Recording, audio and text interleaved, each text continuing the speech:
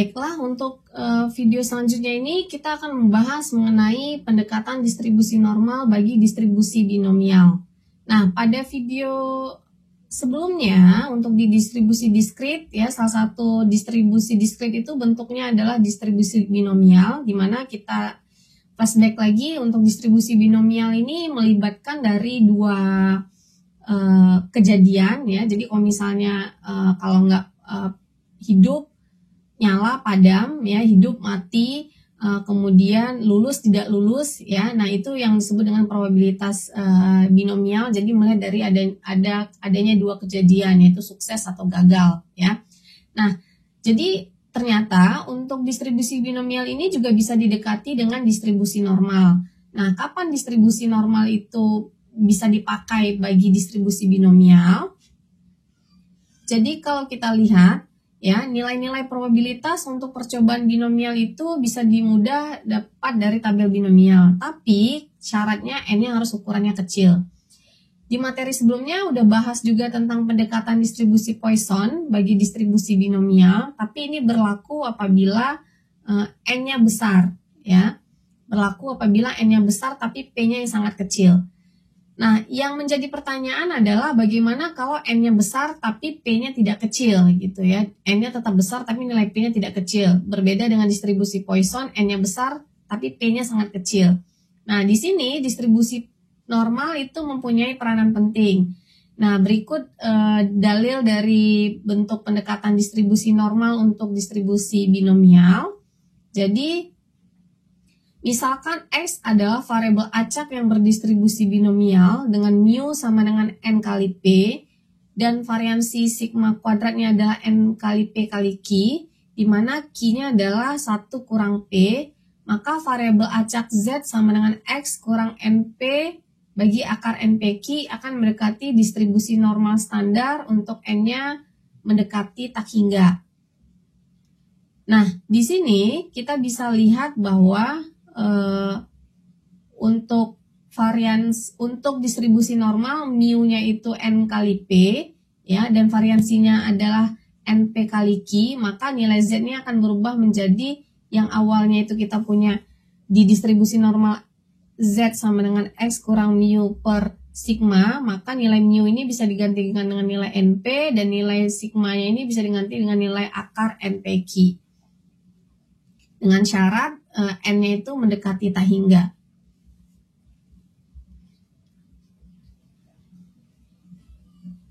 Berikutnya, kalau misalkan kita beri contoh, di sini adalah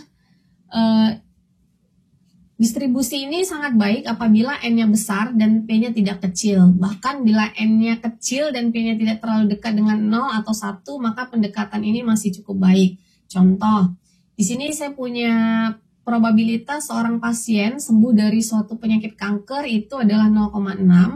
Bila diketahui 100 orang menderita penyakit tersebut, berapa probabilitas bahwa si orang itu akan dapat sembuh? Nah, kita punya ya X-nya ini adalah bentuknya orang berarti pasien sembuh atau sakit ya. Jadi keadaannya kasusnya udah 2 tuh, jadi berarti binomial, kalau nggak sembuh dia sakit gitu ya. Nah, dalam hal ini terlihat bahwa X itu berdistribusi binomial, jadi N-nya 100, P-nya 0,6, berarti P ini adalah kejadian untuk dia sembuh ya, ini dia kejadian sembuh, maka nanti Q-nya adalah 1 kurang P ya, yaitu berarti 1 kurang 0,6 atau 0,4. Nah, jadi dengan mu-nya sama dengan n kali p, maka mu-nya kita punya 60 dan sigma kuadratnya adalah 100 kali 0,6 dapat 24 dan sigmanya itu akar. Akar dari 24 dapat 4,9. Nah, dengan distribusi normal kita dapat bahwa nilai CZ-nya itu ketika X-nya ini akan dihitung probabilitas X kecil dari 50 ya. Nah, ini maka akan sama dengan probabilitas X lebih kecil sama dengan 49. Nah, secara distribusi normal akan dibuat seperti ini, ya. Diskrit, karena dia bentuknya diskrit. Tapi secara distribusi binomial, dia akan dibuat bentuknya seperti ini, karena dia bentuknya adalah probabilitas diskrit. Tapi kalau kita dekati dengan pendekatan distribusi normal, maka dia akan menjadi X-nya kecil dari 49,5 ya.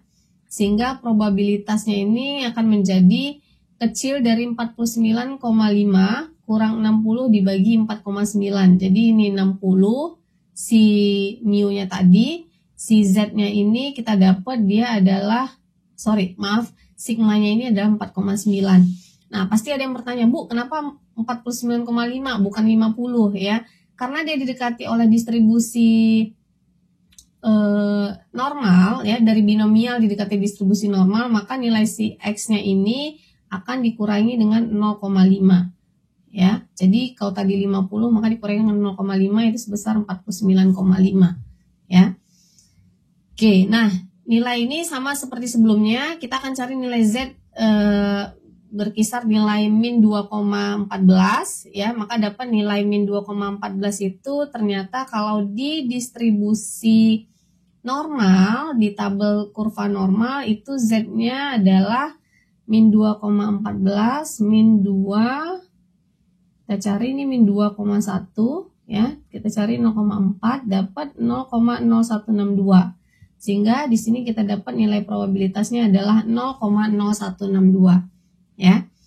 Oke, jadi artinya di dalam kasus ini kita bisa lihat bahwa probabilitas dari suatu si X ya kecil dari 50 itu dia akan mendekati distribusi binomialnya memiliki nilai probabilitasnya adalah 0,0162. Ini untuk tabel distribusi normal standar ya.